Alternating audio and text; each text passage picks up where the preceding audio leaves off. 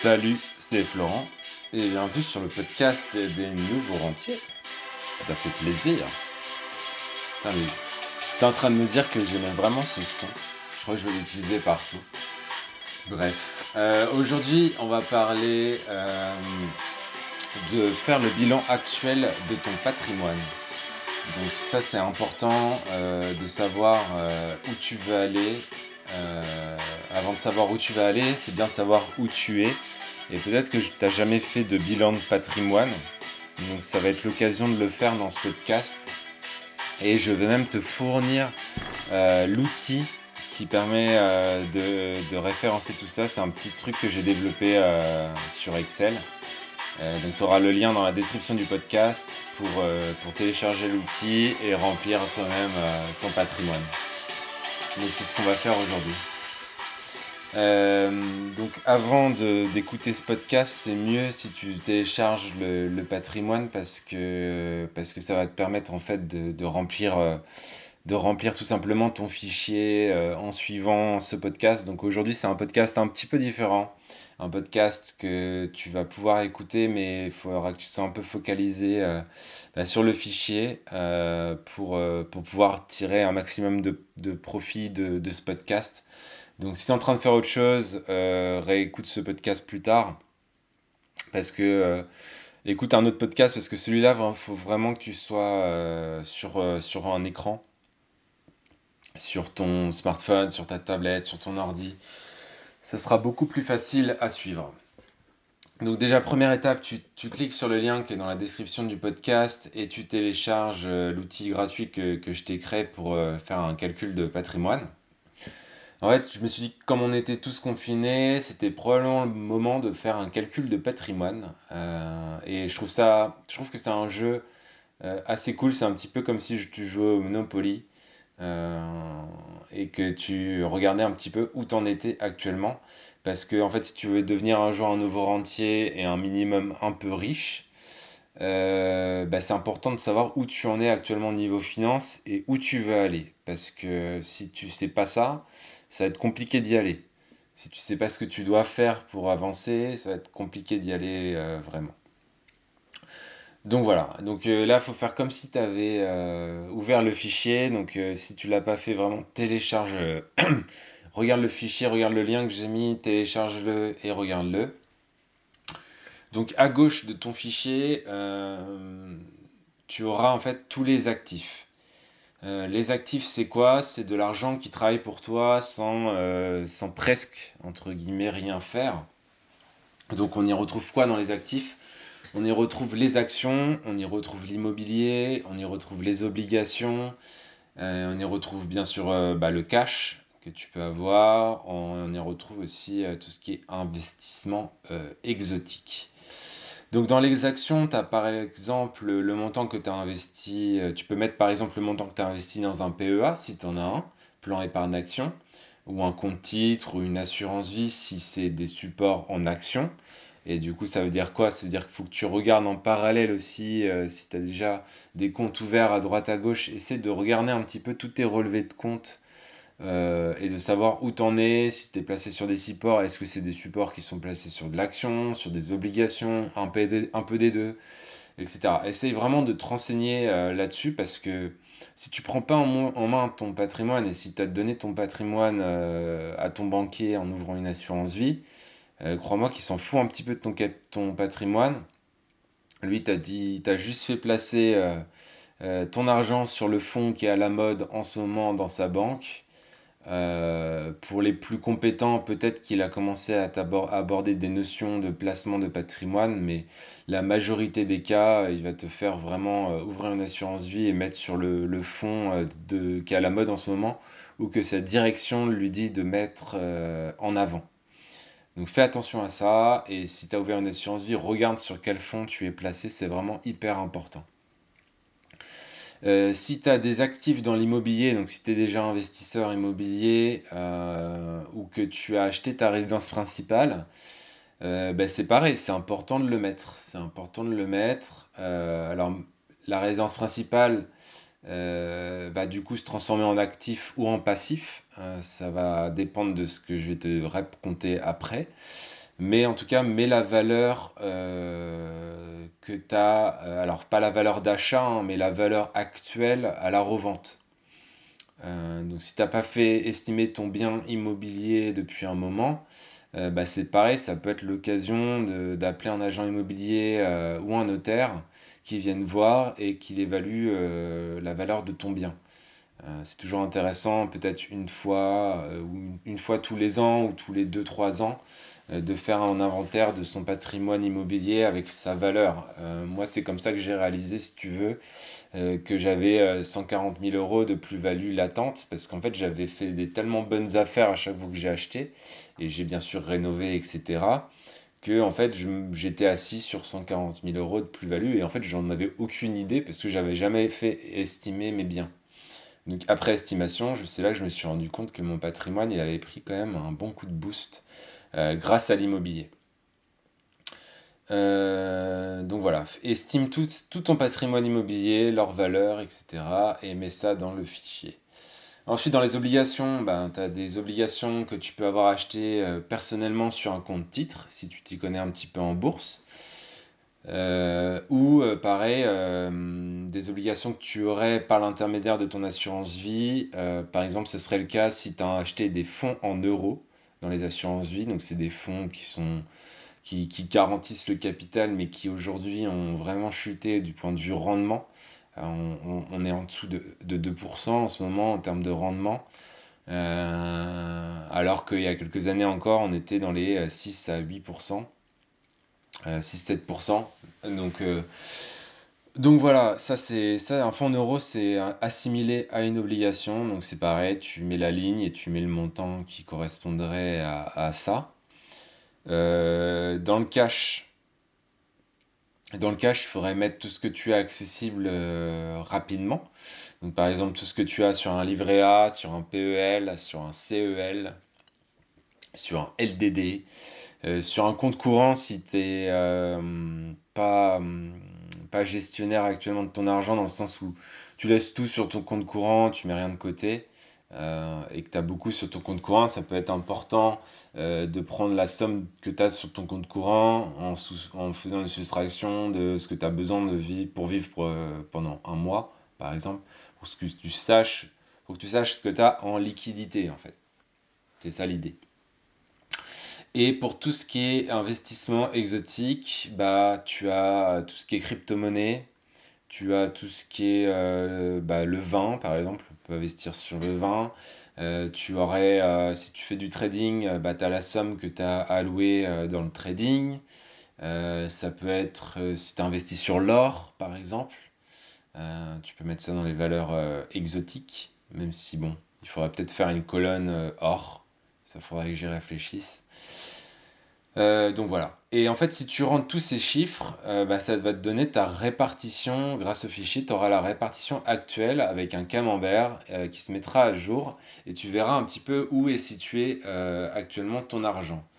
Donc déjà, ce que je te dirais par rapport à ça, c'est prends un petit temps pour analyser ça. Est-ce que tu avais en tête ce résultat? Est-ce que ce résultat, bah, il te plaît? Est-ce que ça correspond à tes attentes? Et note aussi qu'est-ce que tu voudrais changer à ce résultat.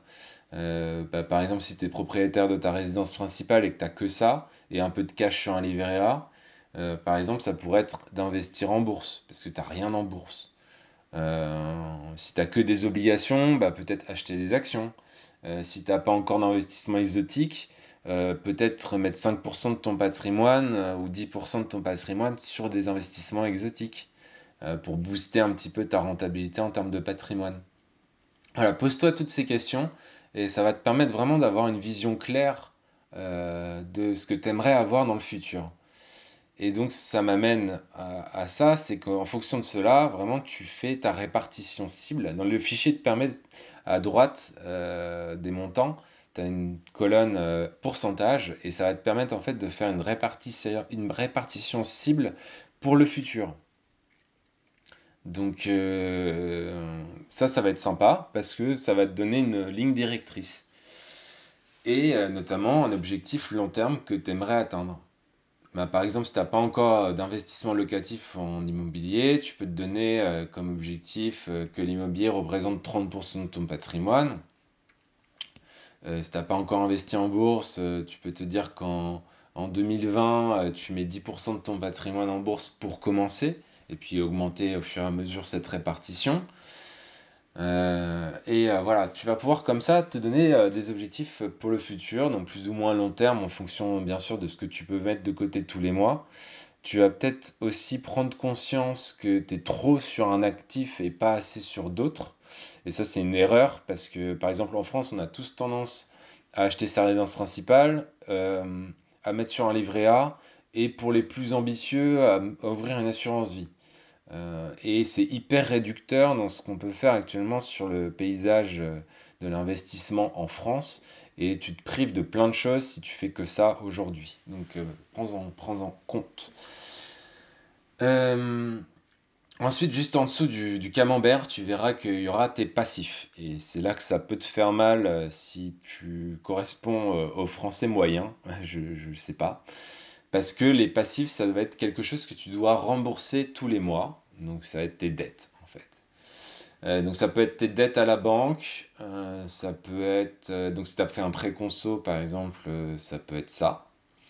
Ça peut être un emprunt immobilier pour ta résidence principale. Et donc c'est là où tu vas voir si tu as fait une bonne affaire aussi avec ta résidence principale, puisque tu auras la valeur qui a été évaluée par un agent immobilier. Et de l'autre côté, tu auras ce que tu dois à la banque. Et en fait, la soustraction des deux va voir si ça va te faire prendre conscience si tu as vraiment investi dans un actif en achetant ta résidence principale, ou si actuellement, pour le coup, c'est t'as acheté une dette. Et dans ces cas-là, ta résidence principale va rentrer dans le cadre d'un passif, qui pourra se transformer en actif, mais peut-être quand tu auras un peu plus remboursé ton emprunt ou des choses comme ça. Euh, donc c'est vraiment important de pas se mettre des œillères ou de pas faire semblant, tu vois, de pas rentrer ta dette, par exemple. C'est là qu'il va falloir que tu assumes, là où tu en es actuellement. Et c'est une première étape. C'est pas parce que actuellement tu es surendetté ou quoi que tu peux pas changer les choses. C'est juste important d'assumer, pas avoir des œillères par rapport à ça. Prends vraiment tous tes crédits conso, tous tes crédits à la banque, etc. Mets tout et assume ça. Et ça va te permettre à la fin, du coup, si tu as tout mis, d'avoir ton résultat. Donc tu obtiendras en fait ton patrimoine net actuel. Alors juste avant pour finir sur les dettes, tu as des bonnes dettes. Donc des bonnes dettes, ça peut être un prêt pour un investissement immobilier qui te rapporte de l'argent tous les mois et sur lequel tu as fait une plus-value. C'est-à-dire que dès l'achat, tu savais que ce que tu acheté, ça valait plus cher une fois rénové. Par exemple, je sais pas, j'ai acheté un appart, par exemple, il faisait 100 mètres carrés. À l'époque, je l'évaluais à 200 000 euros et je l'ai acheté 130 000 et j'avais 10 000 euros de travaux. Donc, si tu rajoutes prix d'achat, prix des travaux, prix du notaire, prix d'achat des meubles, je garde quand même une plus-value. Donc, instantanément, quand j'achetais le bien, je augmentais mes actifs de 50 ou 60 000 euros. Et aujourd'hui, en fait, il a été estimé, pour tout te dire, à 220 000 euros. Donc c'est un actif qui m'a instantanément fait un bond de 50 ou 60 000 euros sur mon patrimoine, sans compter que quand tout est loué, je gagne en plus 4 à 500 euros par mois, tous les mois. Et que je rembourse mes dettes, mon actif. Donc en fait, mes dettes diminuent, et plus mes dettes diminuent, plus mon patrimoine augmente, bien sûr. Et ça se fait sans grand travail. Alors bien sûr, l'immobilier demande du temps, mais c'est le meilleur moyen de t'enrichir aussi si actuellement tu t'as pas énormément d'argent de côté, que tu as un CDI. L'immobilier, ça peut être un très très gros levier de patrimoine. Et bien sûr, rien ne t'empêche aussi en parallèle d'investir sur la bourse ou sur d'autres possibilités, des crypto-monnaies ou autres, quoi. Donc ça, c'est la bonne dette. Et il y a les mauvaises dettes, j'en ai déjà parlé. Donc ça peut être un prêt conso pour acheter ta voiture. Parce que dans ces cas-là, tu peux éventuellement aussi rentrer ta voiture en tant qu'actif c'est-à-dire la cote à l'Argus actuelle de ta caisse, tu peux la rentrer à gauche dans, je sais pas, investissement en cash par exemple, parce que si tu la vends, tu as du cash rapidement, donc tu peux mettre voiture à cet endroit-là. Et dans les dettes, tu mets ton prêt que tu as fait pour acheter ta voiture. Et encore une fois, tu vas voir si tu as fait un achat intelligent d'un point de vue patrimoine ou si c'était complètement impulsif pour avoir une belle voiture. Si tout le monde faisait ça, tout le monde prendrait conscience un peu des conséquences de ses décisions sur son patrimoine, en fait. C'est ça que je veux te faire prendre conscience aujourd'hui. Donc tous tes prêts conso, tu les mets. Si tu as des gros prêts conso qui traînent, peut-être pour acheter un smartphone, j'en sais rien. Peut-être que tu as fait un prêt conso de 1000 balles pour t'acheter le dernier iPhone, j'en sais rien. Dans ces cas-là, bah, tu mets la valeur actuelle de ton iPhone et ta dette de ton iPhone. Et tu verras si la soustraction des deux est intéressante ou si c'est un passif. Voilà. Donc tout ça va faire que tu auras à la fin de ton patrimoine net actuel et que tu auras tes objectifs surtout pour le futur. Ça peut être réduire ta dette, ça peut être acheter un investissement locatif, ça peut être mettre de l'argent en bourse. Donc profite vraiment du fait que tu sois éventuellement en confinement, que tu aies du temps et passe vraiment à l'action, fais ce fichier, tu vas voir, ça va changer ta vie. Et en parallèle, ça te permettra vraiment d'avoir une. Moi, je fais ça depuis longtemps, hein. Je pense que ça fait 10 ans que je fais ça, depuis que je mets de côté, en fait, parce que je voulais savoir si ce que je faisais pour mettre de côté, c'était intéressant, ou si je me plantais totalement. Donc moi, ça fait très longtemps que je fais ça, et ça m'empêche de prendre des mauvaises décisions. Et c'est vraiment la base de la gestion de patrimoine. Même si bien sûr je suis pas un professionnel de la gestion de patrimoine, mais si je l'étais, je ferais remplir ce fichier à mon client dès le début. Et tu vois, ça m'amène à un autre truc, c'est que jamais ton banquier il t'a fait remplir un fichier de ce type, il s'en fout complètement de ton patrimoine. Tout ce qu'il veut, c'est que tu mettes un maximum d'argent sur ses comptes dans sa banque. Voilà. Donc, et il s'en fout de ta vision globale. Je veux dire, si tu as des comptes, si tu as un PEA chez Bink ou Boursorama, ton banquier, il s'en fout. Il s'en fout de ton patrimoine, il s'en fout de ton enrichissement. Et c'est dommage pour lui, parce qu'en fait, si tu t'enrichis et s'il apprend à t'enrichir, ben en fait, c'est tout dans son intérêt, parce que tu mettras encore plus d'argent chez lui. Et ça, c'est dommage. C'est vraiment dommage.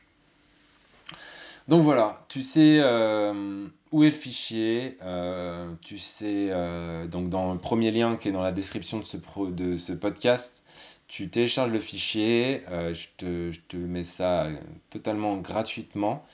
Au-delà de ça, si tu veux aussi que je t'aide à améliorer ton patrimoine dans le futur, tes finances, et que tu vas en discuter avec moi, bah écoute, n'hésite pas à réserver un créneau avec moi. Donc, tu auras aussi un lien pour réserver un créneau d'un appel stratégique avec moi au téléphone pour voir un petit peu où tu en es et ce que tu pourrais mettre en place. Donc, ça dure une demi-heure, on discute tous les deux et on voit si on peut faire des choses ensemble ou pas. Voilà, bah écoute, merci d'avoir suivi ce podcast juste ici. Tu peux aussi en parallèle t'inscrire bien sûr au club des nouveaux rentiers. C'est un club privé sur lequel j'envoie un conseil par jour du lundi au vendredi. Et le lien sera aussi dans la description. Ça fait beaucoup de liens, mais comme ça, tu as le choix, tu fais ce que tu veux. Et je te dis probablement à demain pour un nouveau podcast. Voilà, allez, ciao ciao, bonne journée, ciao.